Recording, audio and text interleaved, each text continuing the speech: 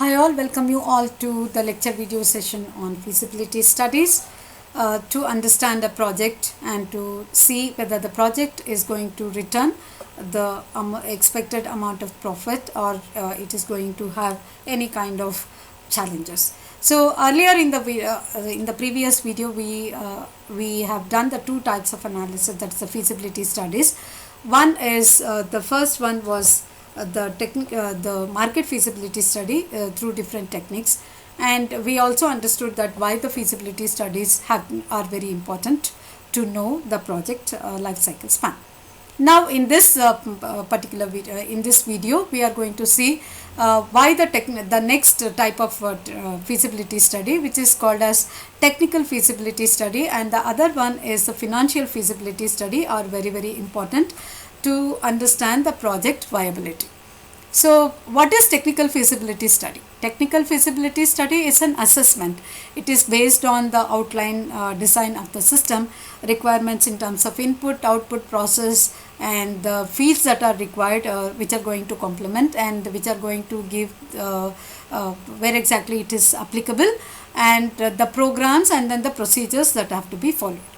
See, the technical feasibility study, it goes with the quantity and then it goes with the volume of the data that are available, and also it goes with the frequency of updating and to know and to estimate whether the new system will perform very well in the current scenario or not, and whether it is going to address the present demand or not.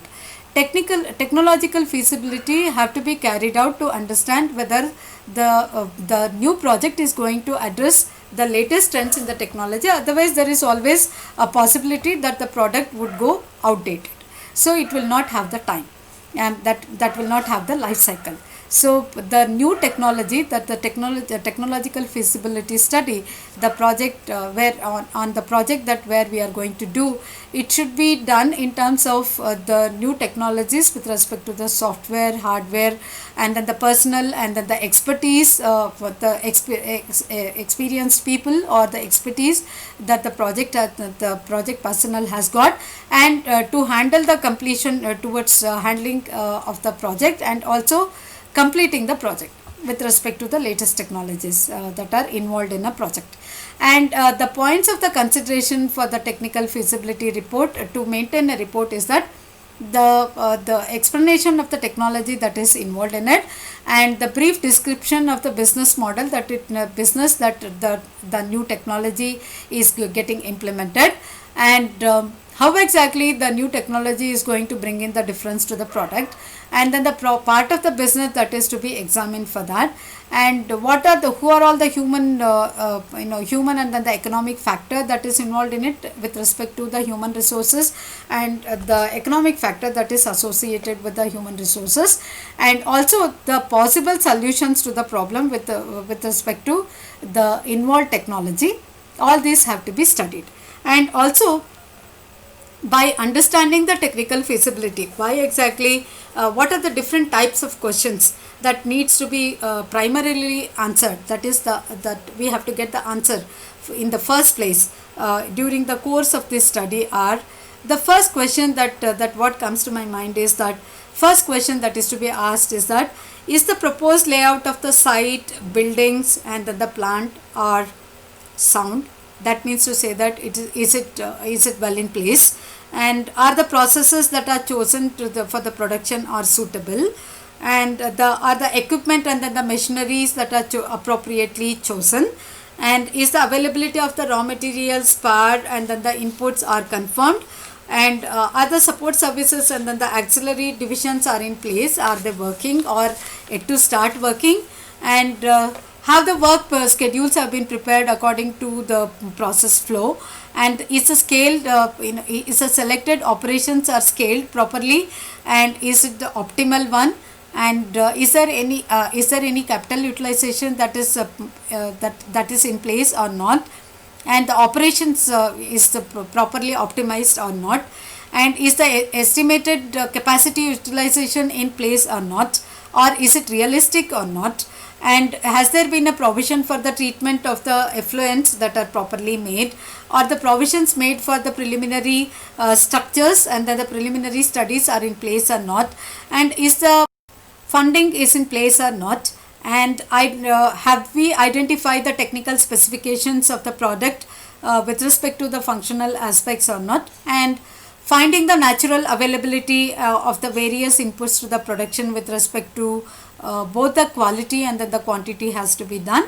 And we need to check whether the transportation availability and the facilities are available and the supporting services are available or not. And we also need to check whether there is a foreign technical knowledge that is involved in it, and whether the patent laws are in place, and then the intellectual property laws are whether it is getting intellectual property rights are getting violated or not.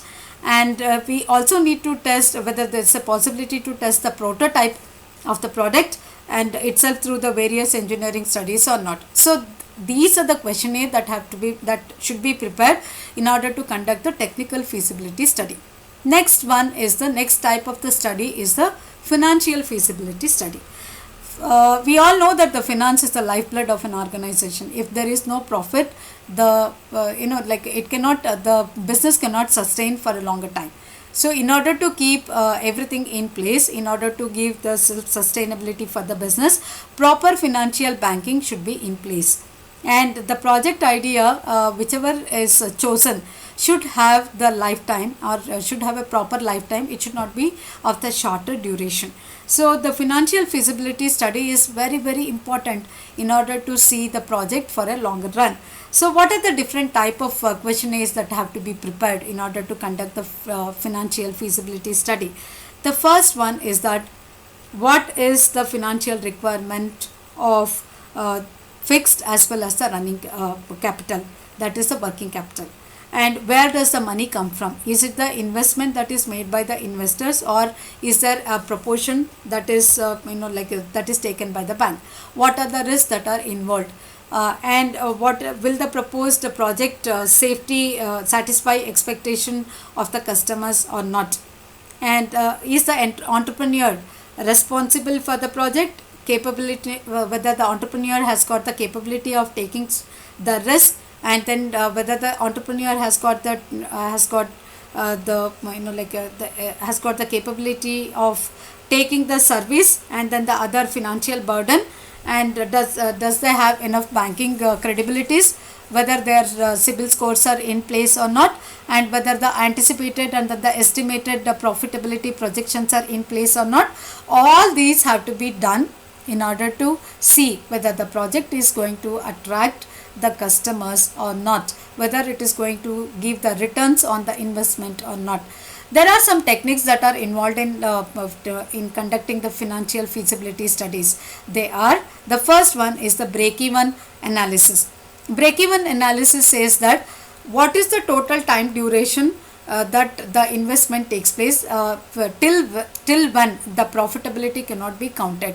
Once the project attains the break-even period, thereafter whatever the money that is returned will be calculated as the profit on the investment.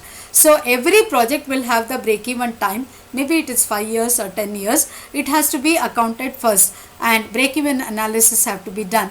Beyond the break-even time, whatever the money that is that comes to the account will be considered as the profitability. So the cash flow diagrams of the project have to be prepared, and engineering economy studies have to be done with respect to the tools that are available, like internal rate of return, payback period, fixed returns, and then the cash flow, worthiness of the cash flow. All these have to be done, and financial ratio analysis have to be done. Projected future financial positions have to be understood, and then the cost of the capital have to be understood and well in place, and then there has to be analysis on the projected future production, projected future worthiness of the proposals, and also the debit equity ratio have to be done. And then the debit equity ratio, it gives an idea of how much the entrepreneur is borrowing, that is the debit, and how much the entrepreneur is investing back or in investing, that gives the equity. So the project future financial position, all these have to be done with respect to the following techniques that is to be involved in order to understand the financial feasibility of the project. And the next one is the social feasibility. Social feasibility of the project is that So social feasibility studies have to be conducted because it's very important because of the reaction by the society about any project. So a project should also be acceptable from the social point of view. It is not just enough that the project is feasible in terms of technology or finance, but it is very important about the acceptance of the project by the customers.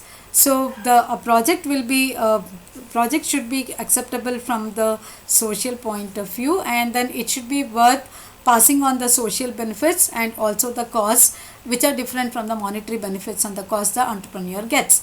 So social feasibility study helps in understanding the social impact of the project, investment in the society for the betterment of the society around the project, and the distribution of the income of the society, because the rich people will not stay as only rich, and then there will not poor people will not stay as poor forever.